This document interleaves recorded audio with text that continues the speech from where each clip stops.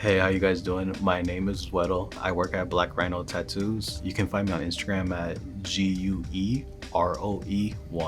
What you wanna do? What you gonna do? What you wanna do? Ain't nothing but a rethink, baby. What you wanna do? What you gonna do? What you wanna do? Ain't nothing finna do it my way. What you wanna do? What you gonna do? What you gonna do? Ain't shit I'm finna spend.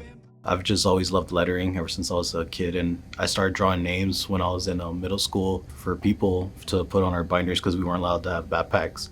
Just seeing the lettering's always inspired me and it's always caught my attention. I used to go to the swap meet a lot and see lettering on shirts, especially I remember this brand or this artist, his name's actually Dice1, and he'd always have like custom Chicano lettering on his clothing, and I used to buy shirts and just to like learn the style and stuff. So I can honestly say that's the reason why I'm here today, seeing all that stuff, and being around it. The main stuff I do, I would say, is custom lettering. I like doing blackouts as well. Anything dark, those are my favorites for sure. A lot of dark work definitely wasn't around when I was younger. I always loved how different it was.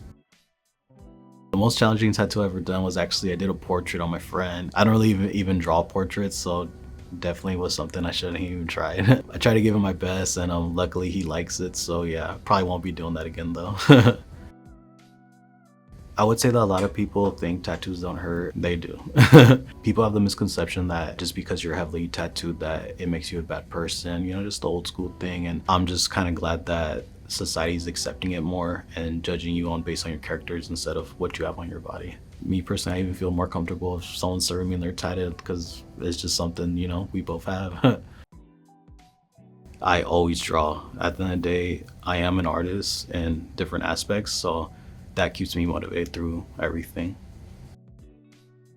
Research the artist, but also research the style you're looking for, because that's really important. Like for me, I don't do portraits or too much black and gray. I wouldn't be the right guy for it. If you want custom lettering, blackouts, dark work, like I'd be your guy. So just doing research and honestly looking around and not worrying about the price, worry about what you're actually getting instead of what the price range is. Usually I like to freehand most things, but some things I do tend to draw the night before. I just need a picture of your body part and I could make it work. Honestly, from my experience from tattooing the same body parts over and over again in different styles, I've kind of already have a system of how I would attack everything already. I do see the tattoo industry going in it's getting very mainstream, and that's okay. I've been in the middle of like non-mainstream and mainstream as it is, because I did get in the industry less than 10 years ago. Definitely have to adapt with whatever's going on. Like I remember iPads weren't even a thing and a lot of people were like so against it, but everyone's on it now. Definitely just being open-minded, just like with the art too, you just gotta be open-minded all around. First tattoo I ever did, actually, I was 15 and I bought a machine from not even Amazon. It was from the swap meet. I did a name on the wrist right here. It was the city of where my client was from. It turned out horrible. I'm pretty sure it's covered up now. They'd probably scream Chicano or Goth, either one of those two. Tattoos that don't heal well, especially if it doesn't heal well within a couple weeks, anything like that, because I just feel like it's a lot of lies on the internet, especially for clients. It sucks to see them be upset about something because some artist is saying yes, this is gonna work, and it's really not. I would say that we're definitely like a family, definitely have the qualities of a family. We honestly all have each other's backs, especially when it comes to the tattooing and stuff. So I could say I never felt this vibe in any other shop I've worked at in all my years of tattooing. I've actually collaborated with the owner of Black Rhino, which is Igor. We did a Evil Dead tattoo. He did a portrait of a woman from the game, whatever it is, and I did the lettering on the bottom. We actually didn't finish it. We just have like a little bit of shading left on it. It came out really dope. It was a real good experience, honestly. It's just two friends just working, so it's really been cool. But I would like to definitely do more collaborations with anybody that works here. My advice would be that you definitely have to have your own style. Like if you just copy other people, like it's not gonna get you far, but you have something that literally people can see and it says your name on it, and you like stamp that style for yourself, you can definitely make like something out of nothing, you know what I mean? If you're just kind of doing the basics, what everyone else does, and you can't really come up with a different concept, well, you're just gonna be the rest of the millions, If you have your own thing and you can stamp it, you'll be somebody. I've been here since day one, which is almost, it's gonna be 3 years this October. It's been a minute, and honestly, I've loved it. It's probably the best shop I've worked at. Not probably, it is the best shop I've worked at. I've had definitely my biggest jump, my level of tattooing, I would say.